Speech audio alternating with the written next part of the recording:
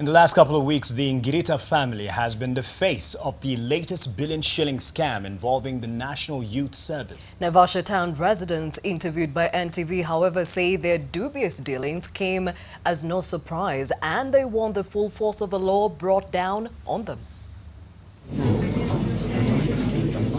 All that Ngiritas is not gold. Even when faced with the obscene amounts paid out in dubious procurement deals at the National Youth Service, Kenyans still manage to find the humor. The residents of Naivasha Town, however, are not laughing. They had to live with the opulence of the Ngirita lifestyle and the injustice of it all. The palatial home being erected on a piece of prime real estate, the luxury vehicles impounded when 4 members of the Ngirita family were taken into custody, and the multi-story building in their name. But if area residents are to be believed, they did not wear it well. The Ngiritas, particularly the oldest son Gishina, if those interviewed by NTV are to be believed, thought he could buy just about anyone. Huyu Geshini huyu alipotoka choo akakuta mzee mekaribi,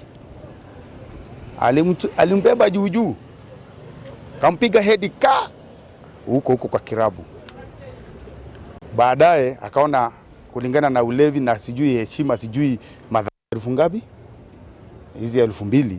Kwa nafika kwa kirabu akiwa mlevi anasema ati atakulipa, atakuchapa baada ya kulipe, kwa sababu akona pesa, anajua ni mali sio yake, ni mali ya umma. Hii familia mimi naijua iko na maliko mingi sana.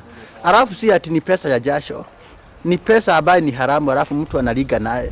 It's for this reason that the residents show no sympathy for the Ngiritas and say they will lose no sleep over the prosecution of the quote-unquote one of their own. Hii ni watu tunawajua. Na sidhani kuna mtu hapa Naivasha ambaye anaweza toka ati kwenda kuwatetea. Wawe pia na recovery process ya kurecover hizi hela. Isiwe tu ni kuwafikisha na kuwafunga. Tutakuwa tumesaidika. Mimi nataka washikwe na wahukumiwe bila kupeberesa.